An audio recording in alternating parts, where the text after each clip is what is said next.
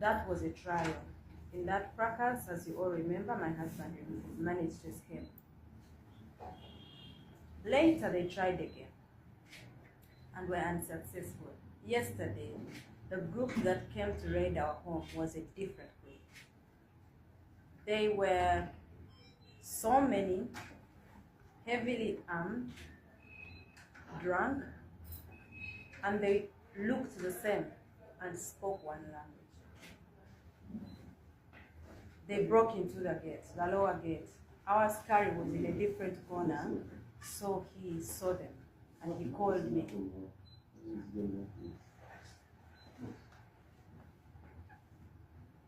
Our askari saw them and called me. I had already gone to bed. I was just preparing to read like one page of my book and then sleep. The askari called me and said, "These men are many and they are coming in this time." So in the moment, I got out of the bed, switched off the bed light, then tried to walk out of the bedroom and lock it, looking for a place to hide. But then I realized that was the wise thing to do. I opened the bedroom again, went in, opened the balcony room to make a video of at least some evidence of these people were coming in. I just shot a small snippet thing because already they had ladders and they were climbing to our veranda.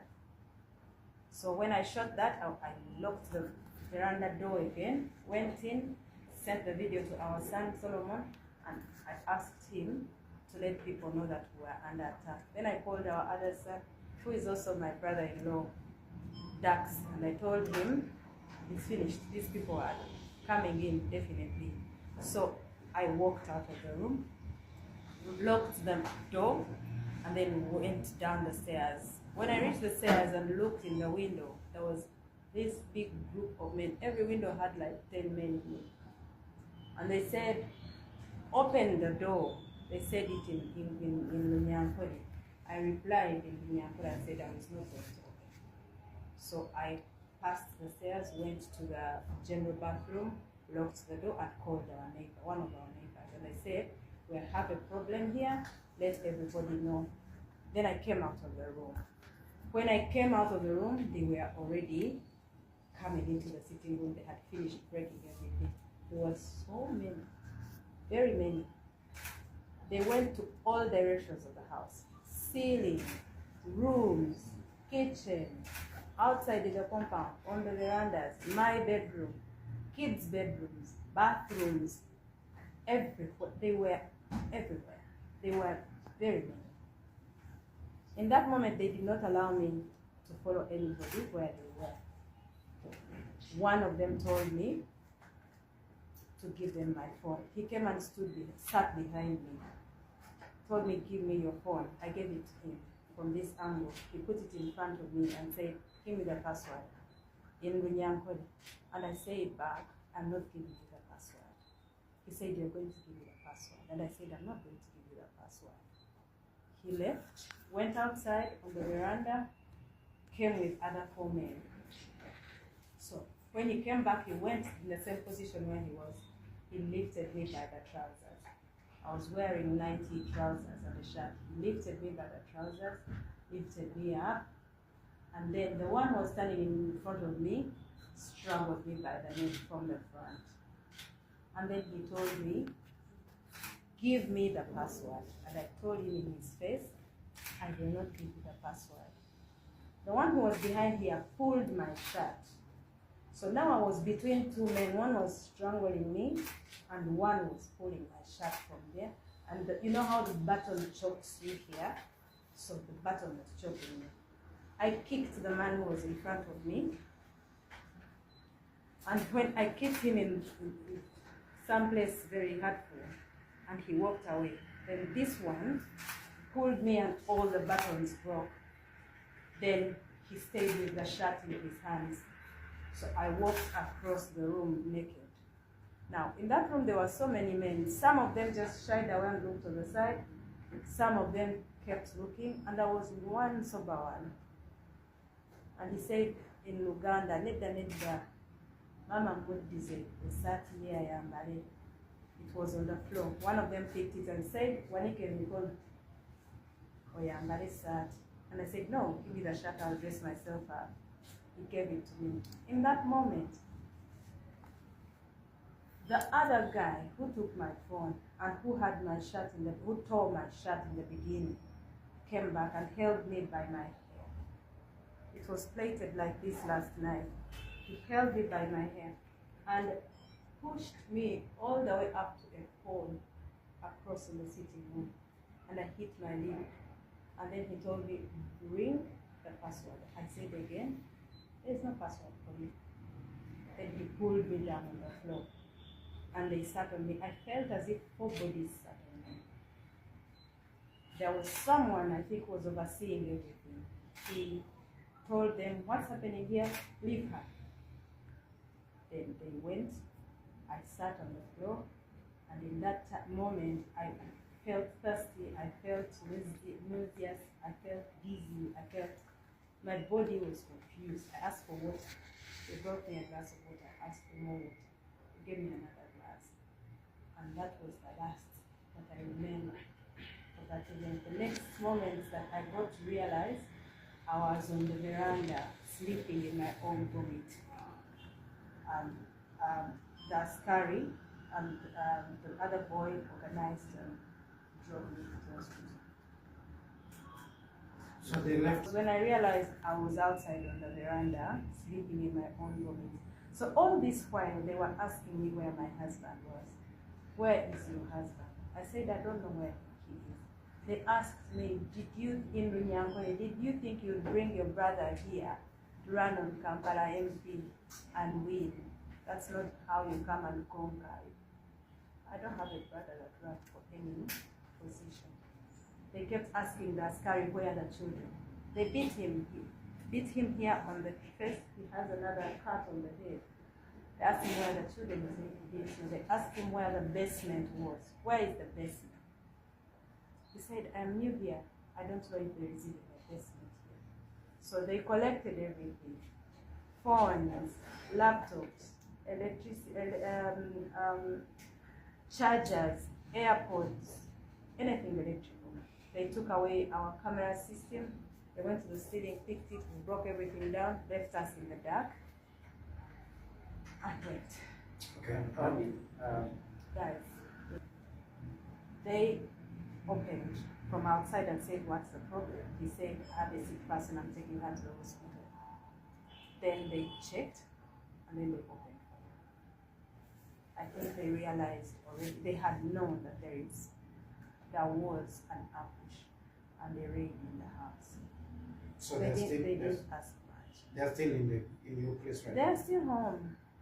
They're still there. Maybe find out from me. Did you, like, by the time, because you said you moved out onto the balcony and recorded, would you give us like a rough estimate of how many people came in the house or came into your compound? I can't tell the people who were in the compound, but the law met this group when they were leaving because he was coming home, and he met them. He can give you a good number, but the askari who saw them coming in said they were hundreds. They were very many. Every corner had a soldier in it, armed to the teeth. Putting on Uganda military uniform or some were in uniform, some were not in uniform. These people were drugged, and they were very provocative. One of them asked me how I could end up marrying a traitor of a Muganda as if I never saw Onyankole to marry. Can that be the last one? Yes. Second last. See, bazze kutwonoonera kwonoona bintu byaffe naye nga main point baadde banoonya mwami Kyagulanyi. Naye njagala kukumya mwami Kyagulanyi jjaali yonna, nze ndi mugumu. Bw'oba ng'olaba gy'oli nze ngenda okuggyayo, totawaana. Togeza, nsonga ndala ze ziba zikuggyayo gy'oli. Abasinzi.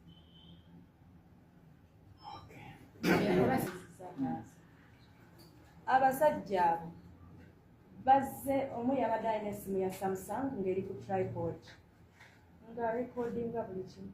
Ne bwe banyambulidde engoye yangoberezza kamera.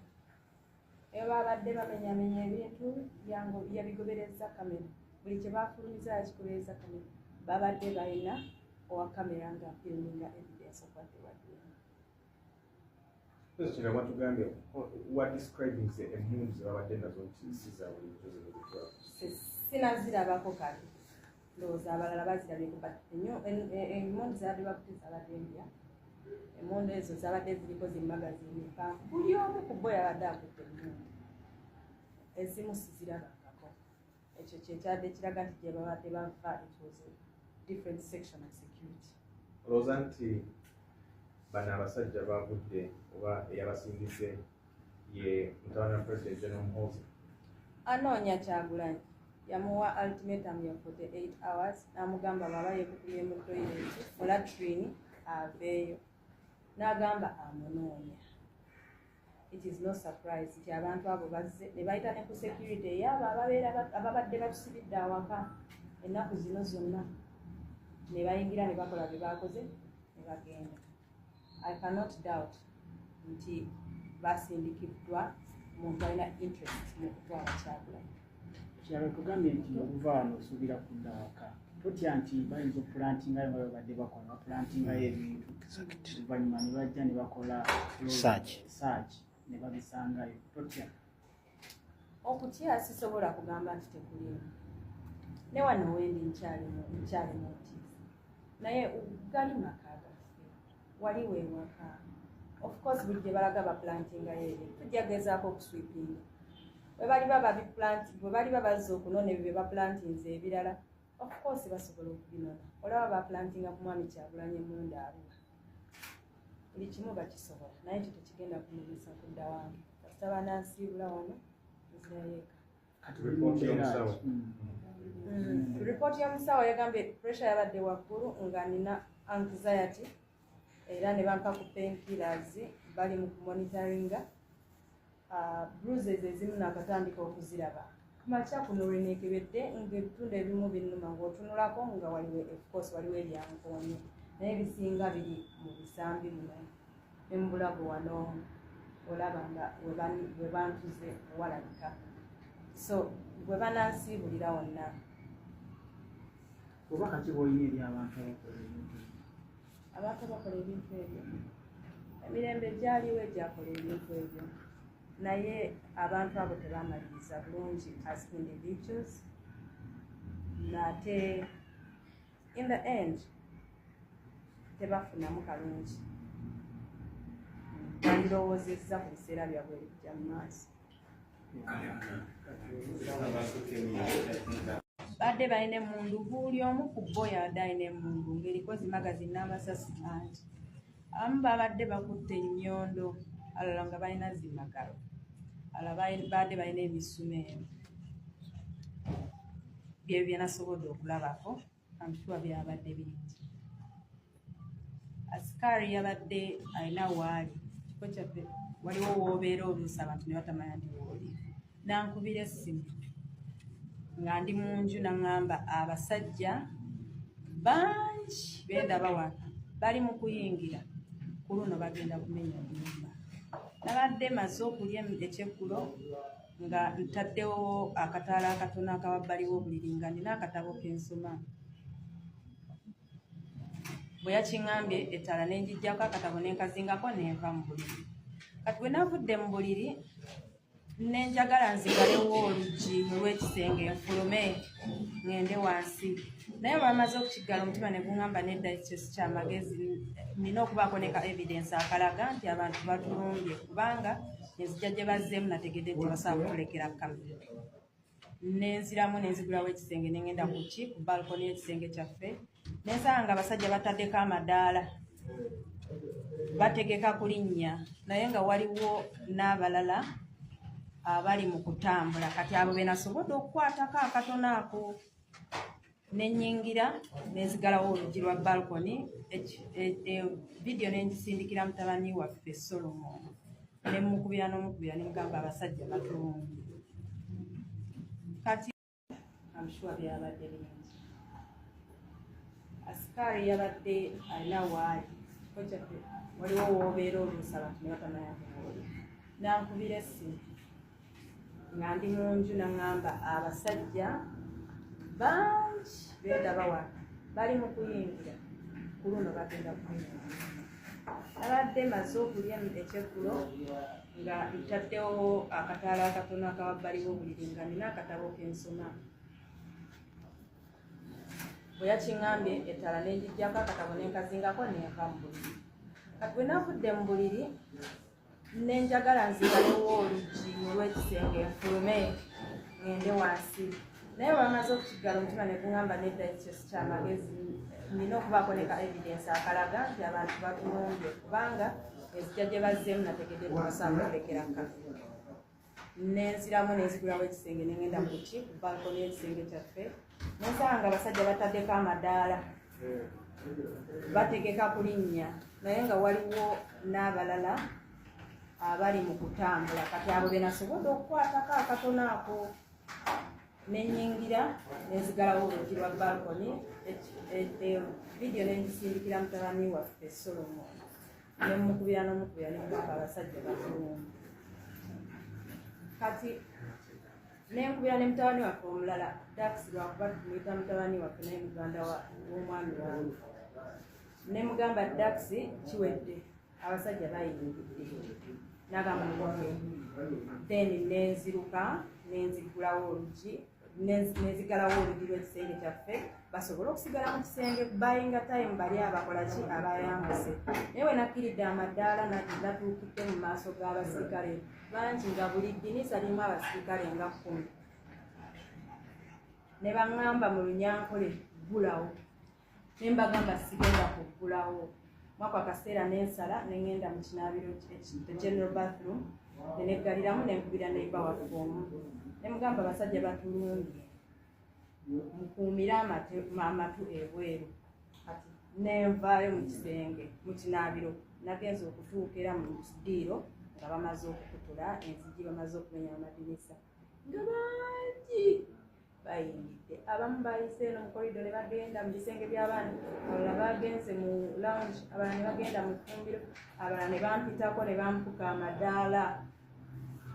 Nabadde ntudde ku madaala, omusajja omu nantuukirira naŋŋamba tuula wano mu ntebe, ne mugamba nedda kantuule wansi kuba nadde mpulira nga sisobola kutuula mu ntebe amaviivi ne gasigala. Netuula wansi nanyimirira wano emabega naŋŋamba mpa essimu yo nenjimuwa bwenti namala naginteeka mu maaso ndowooza yalowoozezza erimu facial recognition oba thumb gundi, naye yabadde local password. Nagamba jjamu password mu Lunyankole nemugamba sijja kijjamu, agamba jjamu password nemugamba sijja kijjamu. Nasituka nagenda nafuluma nayita banne abalala 4 ne bajja, naddamu nadumirira wano emabega nankwata empale nadde nyambadde nayiti ya tata Solomon ne bayika kubanga ennaku zino mbadde nina ekyerikiro nga nina firimu kijja kubaawo kuba bategezza mu nansitula. Babadde basajja bakanyama, basajja bafaanagana, balina obuwanvu bwe bumu. Nawe nabadde ntunula wansi nga bayitawo ng'olaba balina ne sayizi y'engatto. Engatto zaadde tezifaanagana, but you can tell nti abantu bano they certain size, they are certain shape. Kati nankwata nansitula, bwe yansitudde mu bbanga